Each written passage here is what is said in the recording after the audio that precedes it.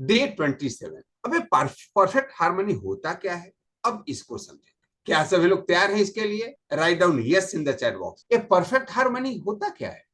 हम हमेशा बात करते हैं एकदम परफेक्ट मैच होना चाहिए जी, एकदम पार्टनर एक दूसरे पे फेथ होना चाहिए जी, और 2 मिनट में एक दूसरे के कमियां निकालने लगे, एक दूसरे को डिमोटिवेट करने लग जाते। Element of A perfect harmony, सबसे पहला चीज, the essential ingredient of every successful mastermind alliance is perfect harmony. ये सबसे essential ingredients है. When one is in perfect harmony with someone or something, it means that two different people or things are working together in union. एक रूपता के साथ आप काम कर रहे हैं, एक इन्वायरमेंट के साथ आप ध्यान रहे, जब तक दोनों अलग अलग हैं उनकी वैल्यू नहीं। Perfect harmony with someone or something, it means two different people or thing are working together. एक एग्जांपल लेते हैं, दुनिया के किसी भी बड़े म्यूजिशियन को देखिए, एक बहुत अच्छा तबला बजाता है और वह तबले की प्रैक्टिस कर रहे हैं, और एक दूसरा व्यक्ति हारमोनियम बनाता है, और एक का धुन कुछ और बिरहा बज रहा है तो दूसरे का पूर्वा बज रहा है। तो आपको क्या लगता है, दोनों में किसी को सफलता मिलेगी क्या? लोग सुन पाएंगे क्या? आप अकेले तो बहुत परफेक्ट हो जी अपने काम में, लेकिन आपका मास्टरमाइंड अलायंस के साथ हार्मनी नहीं है, सिंकिंग नहीं है, तो वह धुन बेसुरा हो जाएगा, भले ही आप कितना भी सुर और ताल के साथ। इंजन बहुत बढ़िया काम कर रहा है, लेकिन चारों जो पहिए हैं वो आपस में अलाइंड नहीं है, एक नॉर्थ डायरेक्शन में एक साउथ डायरेक्शन में है, आपकी गाड़ी आगे नहीं बढ़ सकती। That is called perfect harmony.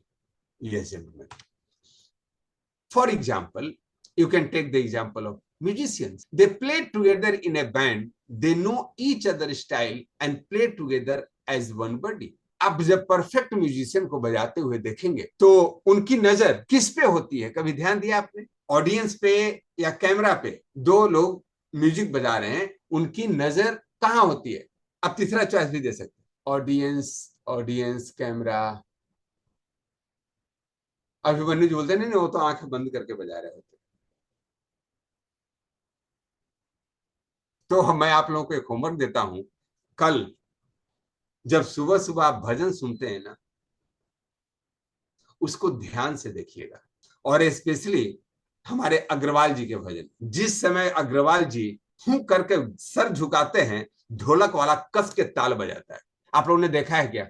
वो देखिएगा, एक बार अगर सर ऊपर किए तो झाल वाला खड़ा होकर के बजाने लग जाता। आपको लगता है कि ऑडियंस को देख रहे हैं, आपको लगता है कैमरे में देख रहे हैं। दे वे are in perfect harmony with the singer and other men ढोलकिया, जो ढोलक बजा रहे थे, तबला बजा रहे थे, जो लीड कर रहा होता है म्यूजिक का, सबकी नजर उसी पे होती है, उसको एक एक इशारे को समझ रहे। और जहां नंबर ऑफ इंस्ट्रूमेंट ज्यादा बजते हैं, वहां उनका जो रिंग मास्टर होता है वह एक छड़ी लेके इशारा कर रहा होता है कि कहां ताल बढ़ाना है, कहां घटाना है। कितने लोगों ने इसको देखा है? They were in mastermind alliance, that is the harmony, that is the perfect harmony to create the great song, great music. Clear हुआ?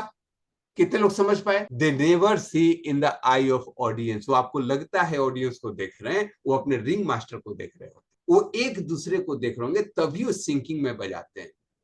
उनका ध्यान उधर रहता है, कहां उसको पिच को बढ़ाना है, कहां कम करा है, वो हाथों के इशारे में सेट करके रखते। यही कारण है मैक्सिमम आप देखेंगे, जो व्यक्ति जिसके साथ म्यूजिक पे सेट हो गया है वो दूसरों के साथ उतना परफेक्ट नहीं होता है। चलिए एक और एग्जांपल लेते। वर्ल्ड के नंबर 1 जोड़ी, इंडियन जोड़ी, जो वर्ल्ड में नंबर 1 भी रही है, किसकी रही है? मैं टेनिस प्लेयर की बात कर रहा हूं। Leander Paes and second partner कौन था लिएंडर पेस के साथ? Can anybody help me? Mahesh Bhupathi. Super. आपने देखा होगा, मैं तो उस समय थोड़ा इंटरनेशनल गेम में इंटरेस्ट लेता था कंपटीशन वगैरह की वजह से, तो जब इन दोनों की जोड़ियां रहती थी तो वर्ल्ड की नंबर 1 जोड़ी बन जाती थी, और बाद में इन लोगों में झगड़ा हुआ और दोनों ने अलग अलग पार्टनर्स रख लिए, और नतीजा यह हुआ कि 100 आउट ऑफ 100 नीचे आ गए। That is called mastermind alliance. Laxmikant Pyarelal, पूरा जमाना यही समझ, मैं तो यही समझता दोनों एक ही व्यक्ति का नाम है, थोड़ा लंबा है। बाद में पता चला लक्ष्मीकांत कोई और है, प्यारेलाल कोई और है। नदीम सरवन की जोड़ी, लक्ष्मीकांत प्यारेलाल की जोड़ी, मास्टरमाइंड अलायंस। यस जेंटलमैन, आपको अगर बहुत बड़ा काम करना है तो सेम अलायंस की जरूरत पड़ेगी अपने पार्टनर्स के साथ। नाउ अनदर रूल इज, इसके कुछ एलिमेंट्स हैं और वह एलिमेंट है कॉन्फिडेंस एंड करेज। ध्यान रखिए, every member of the MMA should have complete confidence and courage that the objective, purpose, goal is going to be achieved। ऐसा नहीं कि एक ने मेहनत किया दूसरे ने बोला यार होगा नहीं। देखो मुझे पता है ना, ये आदमी ही पनौती है, इसे होगा ही नहीं। आपने क्या कर रहे हैं, आप उसको डिस्करेज कर रहे हो। मास्टरमाइंड अलायंस का सबसे बड़ी शर्त क्या है, they must have confidence what they are doing and they should promote the courage. उनके अंदर साहस होनी चाहिए that the objective, purpose, goal is going to be achieved. कितने लोगों को क्लियर हो रहा है? मास्टरमाइंड अलायंस वे नहीं है जो साथ में काम करते हैं। मास्टरमाइंड अलायंस की शर्त भी है कि वो एक दूसरे के कॉन्फिडेंस को, करेज को बढ़ा रहे हो। इसका एलिमेंट 2 है confidentiality। It remains it the if the MMA, it remains it the MMA if you are looking at impossible, it remains it the MMA if you are looking at impossible goals to be achieved, if you speak out about your plans to someone else outside of your MMA, they are going to say, are you crazy? Not going to happen? Talk practical man, think practical। Mastermind alliance का second जो शर्त है वह है कि आप किसी भी प्लान को अगर आपके और आपके अलायंस के बीच में है तो उसकी सीक्रेसी को अपने तक ही रखिए, तभी आप इम्पॉसिबल गोल को भी पॉसिबल बना सकेंगे। आप दोनों ने कोई योजना बनाई और यह योजना सबको पता चल गया तो इसमें बहुत सारे लोग आपको सलाह देने लग जाएंगे, अरे पागल है क्या, ये कभी होगा क्या, it is not going to happen, practically बात करो, थिंक प्रैक्टिकल। पता है निगेटिव किसी को करने का सबसे ज्यादा इस्तेमाल होने वाला शब्द है बी प्रैक्टिकल। अगर राइट ब्रदर्स को, दोनों भाइयों को लोग यह कहने लग जाते कि भाई बी प्रैक्टिकल, तो आज हम हवाई जहाज में सफर करते क्या? प्रैक्टिकल है कि लोहा की चीज आकाश में जा सकती है क्या, और वो भी 100-200 आदमियों को लेकर के? Be practical. लोहे की पनडुब्बी पानी के अंदर सफर कर सकती है क्या? Be practical. अगर किसी को आपको निगेटिव करना हो तो 5 बार उसको प्रैक्टिकल की शिक्षा दे दीजिए। Be practical, be practical, be practical. कितने लोगों को क्लियर हो रहा है? अगर कोई व्यक्ति आपको आपके लक्ष्य को दूर करने के लिए प्रैक्टिकलिटी की बात कर रहा है, इसका मतलब वह आपको निगेटिव कर रहा है। ध्यान दीजिए, never to be think about, be practical. आप अपने मास्टरमाइंड अलायंस के साथ एक बार सिंक हो गए तो उसकी गोपनीयता को बनाए रखिए, नहीं तो लोग आपको प्रैक्टिकल का पाठ करा के निगेटिव कर देंगे। उस लक्ष्य में आपकी जो योजना है, आपकी जो थिंकिंग है, आपकी जो अनुभूति है, वह दूसरों से अलग होगी। ध्यान रखिए। इसीलिए इसका जो दूसरा शर्त है वह शर्त इसकी प्रैक्टिबिलिटी होगी। चले next, it is clear understanding, there should be complete clarity, comprehension and understanding of the final goal for which the MMA is formed। जिस चीज के लिए आपने MMA बनाया है, मास्टरमाइंड अलायंस का गठन किया है, उसका अल्टीमेट गोल क्या है, इसके विषय में क्लैरिटी होनी आवश्यक है, समझ होनी आवश्यक है। जब तक उसकी कंप्लीट क्लैरिटी नहीं होगी तब तक वह मास्टरमाइंड अलायंस अपने लक्ष्य को नहीं पहुंच सकता। अब मैं इसको थोड़ा सा एक एग्जांपल लेता हूं चेस का। आपने अगर चेस खेला होगा तो उसमें प्यादे को या एक कोई भी मोहरे को आगे रख के इसलिए मरवा देते हैं ताकि उसके मंत्री को या कोई बड़े प्यादे, बड़े उसके क्या बोलते हैं उसमें चेस में जो हम इस्तेमाल करते हैं, उसके घोड़े, हाथी, कैसल किसी को हिट किया जा सके। ऐसा आप लोगों ने अगर चेस खेला होगा तो इस्तेमाल करते होंगे। और मान लीजिए कि इसके लिए आपने अपने मास्टरमाइंड अलायंस के साथ मिलकर खेल रहे, उसको पता नहीं कि आपका लक्ष्य क्या है, वह आपसे पीछे हट जाए। बैटल में इन सारी चीजों का इस्तेमाल किया जाता है। कभी कभी एक छोटी सी बटालियन को एक बड़े बटालियन से लड़ने के लिए आगे भेज देते, यह जानने के बावजूद भी कि यह बटालियन इस युद्ध में न सिर्फ हार जाएगी बल्कि मारी जाएगी। जैसे महाभारत में अभिमन्यु की सुनियोजित तरीके से भगवान श्री कृष्ण ने चक्रव्यूह में भेज दी। आप लोगों को पता है, अभिमन्यु के मृत्यु के पहले भगवान श्री कृष्ण को पता था कि चक्रव्यूह की आज रचना होगी और चक्रव्यूह अर्जुन के सिवाय और कोई तोड़ नहीं सकता। और वे गुरु द्रोणाचार्य द्वारा उस बनाए हुए जाल में जानबूझ के फंसे। द्रोणाचार्य समझ रहा था कि हमने फंसाया। सुशर्मा नामक राजा ने अर्जुन को चैलेंज कर दिया और अर्जुन को युद्ध भूमि से दूर लेकर के, किसी को पता नहीं हो या नहीं हो, भगवान श्री कृष्ण को स्ट्रेटजी पता नहीं है, ऐसा संभव था क्या? मैं इसलिए बात नहीं करूं कि परमात्मा हो, वो एक बहुत अच्छे कूटनीतिज्ञ थे और उनको युद्ध से भागने तक की कला मालूम थी। जरूरत पड़ने पे युद्ध से भाग लेते थे, लेकिन वे अर्जुन को उस युद्ध में लेकर के गए।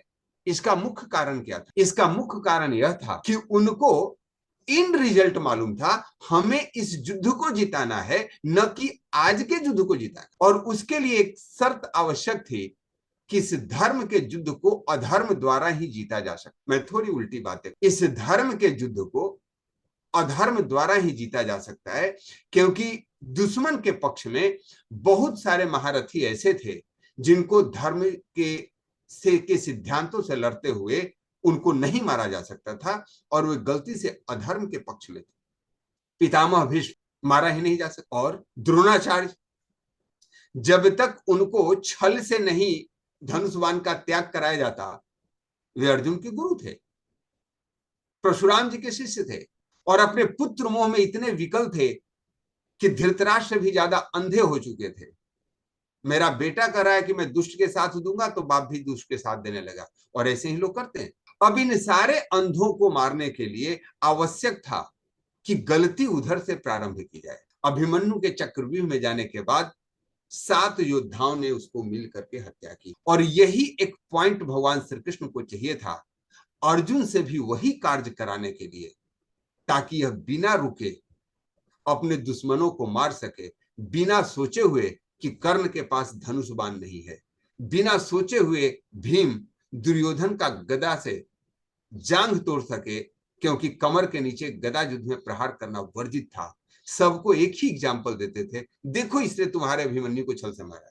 मैं मास्टरमाइंड अलायंस की बात कर, अर्जुन और कृष्ण की मास्टरमाइंड अलायंस को पता था कि हमारा अंतिम लक्ष्य युद्ध को जीतना है, न कि बैटल को जीतना। एंड नो मैटर व्हाट, अगर हम 26 डेज के स्लाइड में आए कि आपको गोल को कैसे पूरा करना है, आवश्यक नहीं है जानना, आपके मास्टरमाइंड अलायंस की योजना है तो वह है you have to have perfect harmony. It is clear to everyone. Perfect harmony कितना बड़ा सब्जेक्ट है, कितना बड़ा चीज होता है मास्टरमाइंड अलायंस के लिए। एलिमेंट 4, फेयरनेस एंड जस्टिस, यह बहुत आवश्यक है, ध्यान रखिए। There should be no partiality of prejudice और unfair advantage in the MMA. अब एमएमए लोग कैसे एडवांटेज लेते और इसमें पार्शियलिटी कैसे होती है? दो व्यक्ति ने मिलकर एक कार्य को किया, तो जहां क्रेडिट देने की बात हो, हम कभी कभी यहां पार्शियलिटी कर दे। कोई बिजनेस में गेन हुआ आपको 100 रुपए, अरे चाचा जी को 100 रुपए से क्या फर्क पड़ता है, उनके पास तो बड़े पैसे हैं। तो जहां 50-50 बांटना चाहिए था, आपने वहां आंख बंद कर ली, अरे 100 रुपए चाचा जी थोड़े लेंगे, उनके पास तो बहुत पैसे हैं। And here differences start. कितने लोग इस बात से सहमत हैं? लोग क्या करते हैं, अपने मन में सोच लेते हैं कि इसको जरूरत क्या है, या इनकी इसकी आवश्यकता नहीं है, या उन्होंने थोड़े कुछ किया है, उनका तो सर्किल है। ध्यान रखें, the moment you break the commitment, आपका मास्टरमाइंड अलायंस फेल होने लगता है। So you should always be fair with your mastermind alliance. Now check your past experience and recollect the missing of any of the above element where the MMM has failed. आपके past में कोई अगर partnership टूटी है तो आप उसको check करके देख सकते हैं उसका रीजन क्या रहा है। हमें हमेशा दूसरों में कमियां नजर आती, उसने ऐसा किया इसलिए हमने ऐसा किया। You are not in a perfect harmony. अगर आपका पार्टनरशिप कंटिन्यूअस ब्रेक हो रहा है तो आपको इंट्रोस्पेक्ट करने की जरूरत है, और यहां check your past experience and recollect the missing of any of the above element where the MMM has failed. Yes, gentlemen. MMM को सपोर्ट करने के लिए, उसको सुदृढ़ करने के लिए आपके अंदर लेवल ऑफ इंटीग्रिटी का होना आवश्यक है। Thank you so much everyone. अगर आपको यह पार्ट बेहतर लगा हो तो आप लोगों के साथ इसे शेयर अवश्य करें। Thank you so much.